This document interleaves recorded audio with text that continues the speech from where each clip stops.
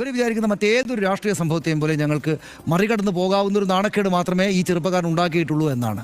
ഇവരെ കുറ്റം പറയാൻ പറ്റില്ല ഹർഷ. അതായത് ഇവർ വിചാരിക്കുന്ന ഇതിനൊക്കെ ഒരു അതിരുണ്ടല്ലോ. ഇവരൊക്കെ 10-40 കൊല്ലക്കാലം കേരളത്തിലെ രാഷ്ട്രീയ രംഗത്ത് ഇടതുപക്ഷത്തിൻ്റെയും വലതുപക്ഷത്തിൻ്റെയും നേതാക്കളായിട്ടൊക്കെ ഇരുന്നിട്ട് ഇതെല്ലാം കണ്ട ആൾക്കാരാണല്ലോ. അപ്പോൾ അവർ വിചാരിക്കും ഇങ്ങനെ ഒരു ആരോപണം ഉയർന്നാൽ, പ്രത്യേകിച്ച് രേഖാമൂലം പരാതിയൊന്നും വരാത്ത സാഹചര്യത്തിൽ ഇതൊക്കെ പോയാലും ഇത്രത്തോളം എന്നവർക്ക് ഒരു തോന്നലുണ്ടാവും. യഥാർത്ഥത്തിൽ അതിനപ്പുറത്താണ് ഈ ചെറുപ്പക്കാരൻ്റെ ലീലാവിലാസങ്ങൾ ഉണ്ടായിരുന്നതെന്ന് തിരിച്ചറിയുന്ന ഒരു നിമിഷം അവർക്കുണ്ടാകും. അതായത് ഇങ്ങനെയാണ് കാര്യങ്ങളെങ്കിൽ ഇത്രക്ക് വസ്തുതാപരമായിട്ടും സത്യസന്ധമായിട്ടും ഇരിക്കുകയാണ് കാര്യങ്ങൾ എന്നിരിക്കെ അങ്ങേയറ്റം മനോവേദനയോടെ കഴിയുന്ന 1-ലേറെ ആളുകൾ, 2-ലേറെ ആളുകൾ, 3-ലേറെ ആളുകൾ അവരുടെ ബന്ധുക്കളും അവിടെ ഉണ്ടായിരിക്കെ, അതിൻ്റെ രേഖകൾ ഇപ്പോഴത്തെ കാലത്ത് ഈ സാങ്കേതിക സംവിധാനങ്ങൾക്കകത്ത് ഉണ്ടായിരിക്കെ ഇവർ വിചാരിക്കുന്നിടത്ത് കാര്യം നിൽക്കില്ല. ഉണ്ടാക്കിയതാണോ അടൂർ പ്രകാശ് എന്ന് അദ്ദേഹത്തിൻ്റെ ആരാധകരായിട്ടുള്ള അണികൾ ചോദിക്കും. പിന്നെ ഞാൻ ഇവരോട് ചോദിക്കുന്നത്, അല്ലെങ്കിൽ എനിക്ക് എൻ്റെ സംശയം, എങ്ങനെയാണ് ഹർഷൻ ഇയാളെ MLA ആയിട്ട് നിയമസഭയിലേക്ക് കൊണ്ടുപോവുക?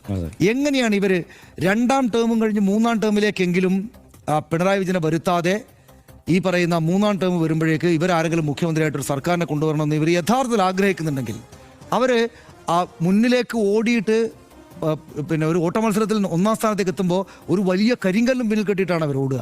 അതും അറുത്തുമുറിച്ച് കളഞ്ഞിട്ടില്ലേ ഓടിയാലേ അവർ 1ാം സ്ഥാനത്ത്